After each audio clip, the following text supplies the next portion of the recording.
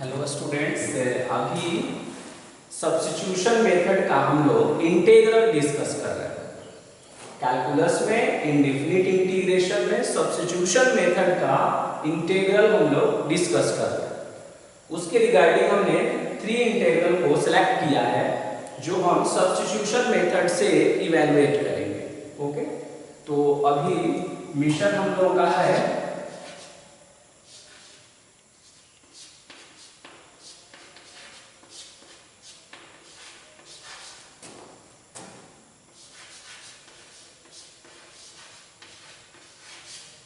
Substitution method, और substitution method में पहले हम क्वेश्चन नंबर 1 को डिस्कस करेंगे।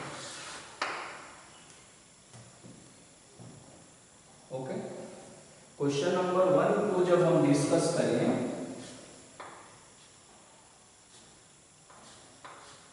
तो उस इंटीग्रल को हमने कैपिटल I एज्यूम कर लिया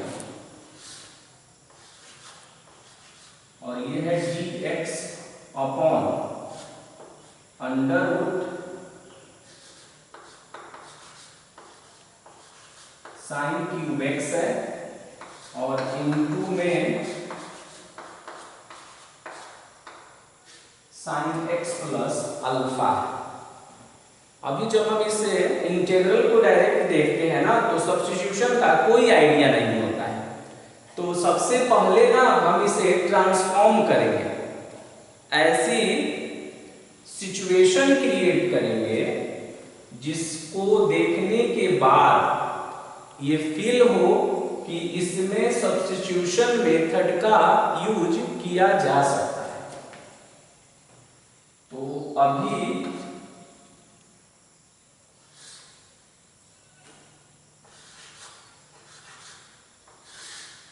dx upon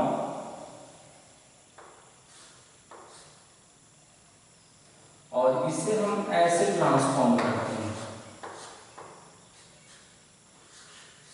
sine to the power 4x और इनटू में साइन x प्लस अल्फा और अपॉन में साइन x कर दिया। अब देखेंगे कि sign to the power 4x है ना, तो वो आउटसाइड में आ जाएगा, क्योंकि sign to the power 4x है तो इसे हम आउटसाइड में कर सकते हैं मॉड में साइन स्क्वायर x, यानी sine to the power 4x का वर्गमूल निकालेंगे स्क्वायर रूट, तो वो आएगा साइन स्क्वायर x और उसे हम आउटसाइड में लिख देंगे। और फिर जब इसे हम सिंप्लीफाई करेंगे ना तो वही रिजल्ट ऑब्टेन हो जाएगा जो पहले था। ओके, तो इस तरह से हम इसे क्या करेंगे कि dx अपने पोजीशन पर रहेगा और upon sine to the power 4x है तो ये साइन स्क्वायर x आउटसाइड में आएगा। मोड लगाने की जरूरत नहीं है क्योंकि ये ऑलरेडी पॉजिटिव है, साइन स्क्वायर x पॉजिटिव है तो इसमें मोड इंक्लूड करने की रिक्वायरमेंट नहीं है। और फिर हो गया ये अंडर रूट और साइन a प्लस b का आइडेंटिटी यूज करेंगे तो ये आएगा साइन x और इनटू में cos अल्फा प्लस में cos x और इनटू में sine alpha upon sine x। हो गया, इस तरह से ये कन्वर्ट हो गया। अब हम क्या करेंगे,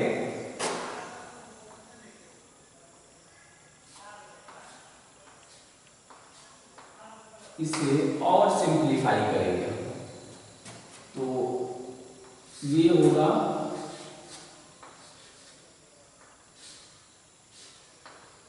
dx अपॉन और यहाँ है साइन स्क्वायर x, तो इस साइन स्क्वायर को क्या करते हैं ना न्यूमरेटर में ट्रांसफर कर लेते हैं, तो साइन स्क्वायर x जब टॉप में जाएगा तो ये बनेगा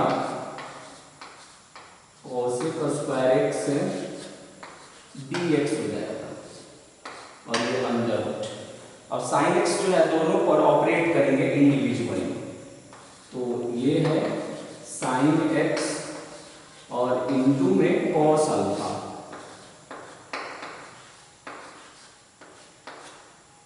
और अपॉन में साइन एक्स, और ये हो जाएगा cos x into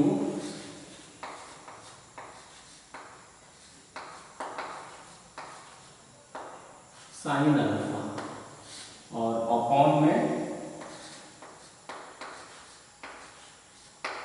sign x हो जाएगा। अब क्या करेंगे कि साइन एक्स से साइन एक्स को कैंसिल कर देंगे, तो ये रिजल्ट आएगा आपका cosec square x dx upon under root cos alpha plus cos upon sine, तो ये हो जाएगा cot x और इनटू में साइन अल्फा। ओके, अब यहां तक जब हम इसे ट्रांसफॉर्म कर लेते हैं तब इसमें आप देखेंगे ना कि अब सब्स्टिट्यूशन मेथड का सिग्नल इसमें मिल रहा है यूज होने का। कैसे? क्योंकि कॉट का जब हम डीसी निकालते हैं तो कॉसेक स्क्वायर का सिचुएशन क्रिएट होता है। अब हम क्या करेंगे, लेट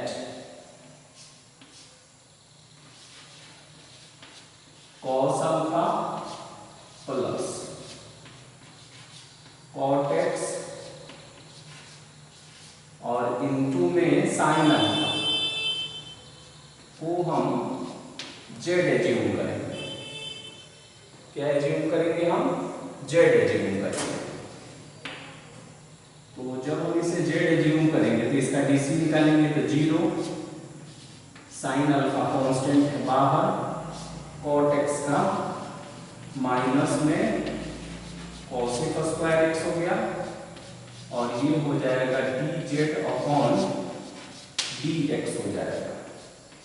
अब यहां से हम डी एक्स की वैल्यू कैलकुलेट करेंगे, तो ये होगा माइनस में डी जेड और अपॉन में हो जाएगा साइन अल्फा और इनटू में कॉसेक स्क्वायर, ये dx का वैल्यू है। इसे जब हम इंटीग्रल में पुट करेंगे तो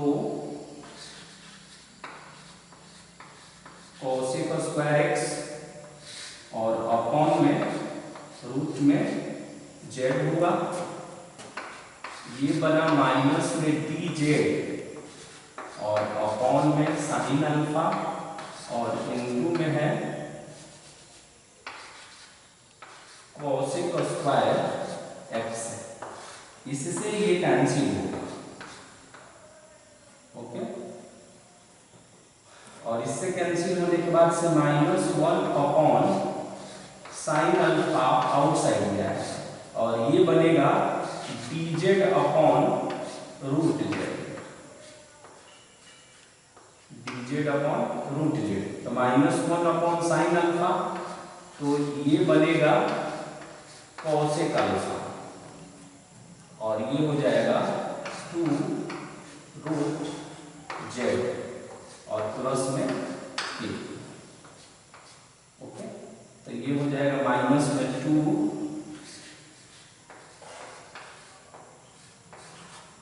कॉसेक अल्फा और रूट जेड है, तो जेड का वैल्यू देखेंगे कितना है।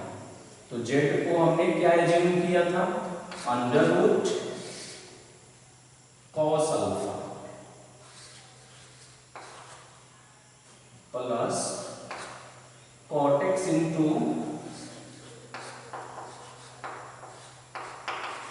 साइन अल्फा और प्लस में के हो गया और ये कंप्लीट हो गया फाइनल। इतना करने के बाद से हमने फर्स्ट वाले इंटीग्रल को इवैल्यूएट कर लिया। ओके। अब इसमें देखेंगे कि इसका कोई सिंपल वे नहीं है जिसे आपको सिखाया जाए तो आप इसे कर पाओ। अब इसमें आपका कॉमन सेंस जो है बहुत ही इंपॉर्टेंट होता है ऐसे इंटीग्रल में। अब जैसे साइन क्यूब एक्स है, तो साइन क्यूब एक्स आउटसाइड में नहीं जा सकता है, तो हमने उससे साइन टू दी पावर 4 बनाया, उसे बाहर किया, और जब बाहर किया तो ये कॉसेक का स्क्वायर बना। तब हमने सोचा कि कॉट का सिचुएशन कहीं आना चाहिए, और जब हमने उसे सिंप्लीफाई किया तो सही में कॉट का सिचुएशन आया, और फिर हमने उसके बाद सब्स्टिट्यूशन मेथड का यूज कर लिया। अब हम सेकेंड इंटीग्रल को देखेंगे। तो सेकेंड इंटीग्रल जो है ये ऑब्जेक्टिव बहुत ही फेमस क्वेश्चन है। x to the power e minus 1 और माइनस में e to the power x है, और upon x to the power e और माइनस में e to the power x है dx। इसे जब आप देखेंगे तो मालूम चलेगा कि ये वेरिएबल का पावर कांस्टेंट और कांस्टेंट का पावर वेरिएबल, दो सिचुएशन है। जैसे x to the power e क्या है? कांस्टेंट है, वो एक इरेशनल नंबर होता है जिसकी वैल्यू 2.71 होता है। जैसे पाई एक इरेशनल है, उसकी अप्रॉक्स वैल्यू 22/7 या 3.14 होता है। वैसे तो ये है वेरिएबल का पावर कांस्टेंट और ये है कांस्टेंट का पावर वेरिएबल, यानी दो सिचुएशन है इसमें। ये जो देख रहे हैं आप, ये क्या है? वेरिएबल का पावर कांस्टेंट है, और ये क्या है? कांस्टेंट का पावर वेरिएबल। तो इसका डीसी जब हम निकालेंगे, डिफरेंशिएट करेंगे, तो पावर इनटू पावर में से एक कम करेंगे, डीसी निकालेंगे। e to the power x का e to the power x ही होता है, सॉरी यहाँ minus e to the power x का e to the power x ही होता है। तो आप देखेंगे कि लगेगा कि यहाँ जो है, यहाँ बिल्कुल मैचिंग नहीं हो रही है डीसी का।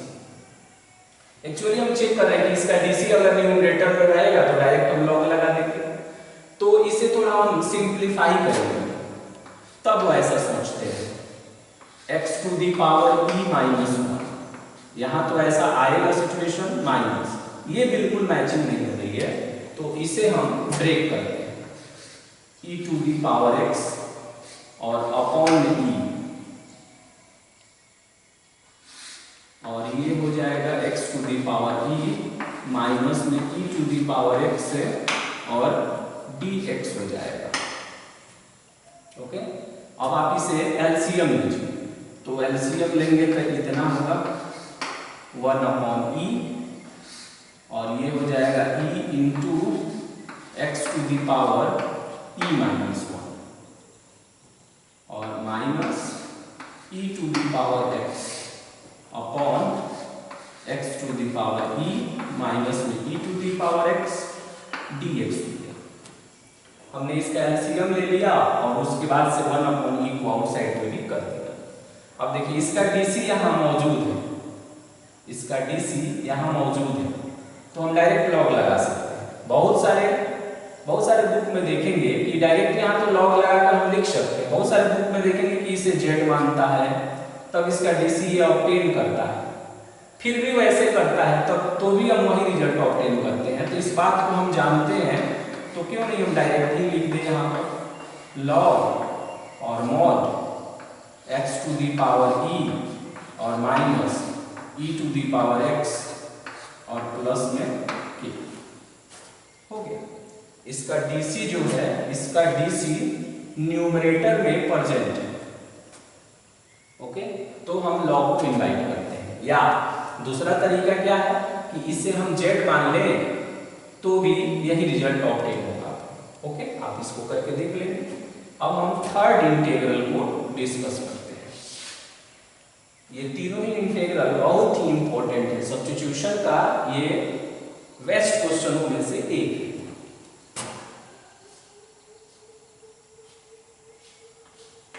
Capital I is equal to और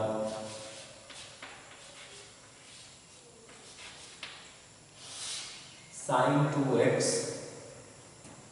और यहां पर है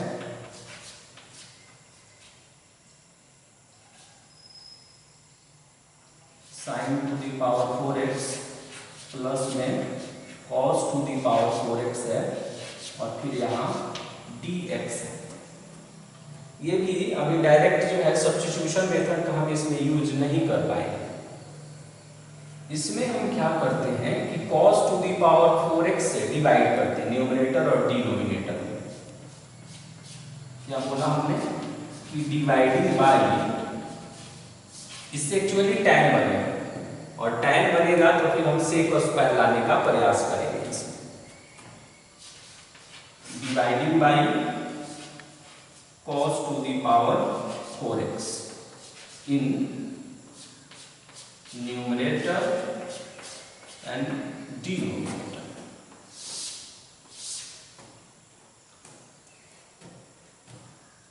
तो आपका इंटीग्रल कैसा हो जाएगा? तो cos to the power 4x से हम डिवाइड कर रहे हैं इसे, तो ये आएगा sin 2x। sin 2x का हम आइडेंटिटी यूज कर लेते हैं, तो इसे लिखेंगे 2 sin x और इनटू में cos x और डिवाइड कितना से कर रहे हैं हम?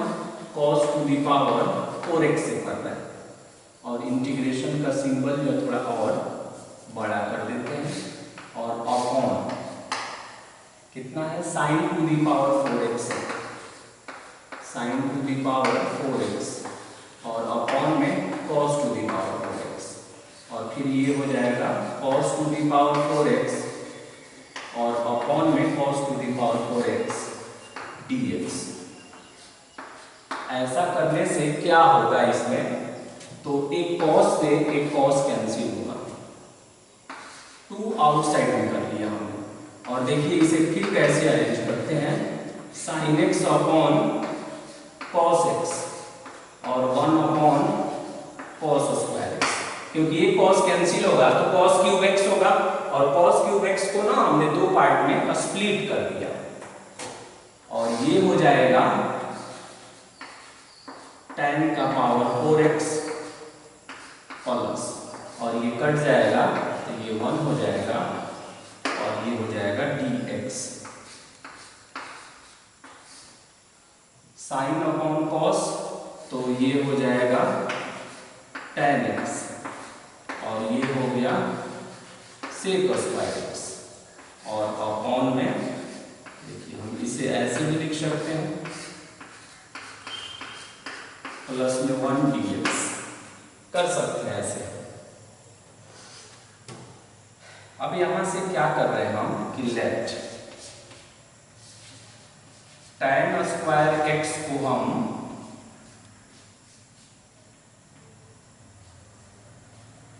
tan स्क्वायर x को मैंने z एज्यूम कर लिया, तो tan स्क्वायर x को जब हम z एज्यूम करेंगे तो इसका dc निकालेंगे तो ये आएगा 2 tan x और tan का हो जाएगा sec स्क्वायर x और ये हो जाएगा dz अपॉन dx हो जाएगा। ओके, अब यहां से डायरेक्ट भी हम देख सकते हैं कि यहां से जब हम आए तो tan x इनटू में sec square x dx is equal to dz by, ऐसे ही डायरेक्ट हमने इसको कलेक्ट कर दिया। ऐसे dx की वैल्यू यहाँ से फाइंड करके और यहाँ पुट करेंगे ना तो एक्चुअल में कट जाता है। तो अब देखिए इससे हमको ये tan x into sec square x और dx ये पूरा एक साथ कंबाइन होकर इसके जगह पर क्या लिख सकते हैं? इसके जगह पर हम लिख सकते हैं कि dz अपॉन 2, एक 2 आउटसाइड में है और ये हो जाएगा dz अपॉन 2 और ये हो जाएगा z स्क्वायर और प्लस में 1। 2 से 2 कैंसिल हो जाएगा, क्योंकि tan स्क्वायर x को z माना तो ये z स्क्वायर हो जाएगा। अब यहां से जब हम इंटीग्रल को कैलकुलेट करते हैं तो ये हो जाएगा आपका dz upon z square plus, और ये हो जाएगा आपका tan इनवर्स z और प्लस में k। ओके, क्योंकि ये tan इनवर्स z का ये फॉर्मूला है, ये इंटीग्रल फॉर्मूला। और फिर हम क्या करेंगे कि tan इनवर्स और z का वैल्यू पुट कर देंगे। तो z का वैल्यू कितना है, tan स्क्वायर x है और प्लस में कितना k। This will be required answer. Okay, तो आप देख रहे होंगे कि सब्स्टिट्यूशन मेथड में एक चीज आप ध्यान से ऑब्जर्व कर रहे होंगे कि हर क्वेश्चन को करने का कुछ ना कुछ नया टेक्निक यूज कर रहे हैं।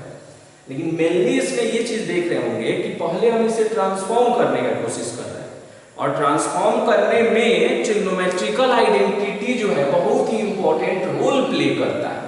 इसलिए हम बार बार ये बोलते हैं कि इंटीग्रेशन की अच्छी समझ लाने के लिए, अच्छी समझ डेवलप करने के लिए ट्रिग्नोमेट्रिकल आइडेंटिटी जो है अच्छे से आपको लर्न होना चाहिए।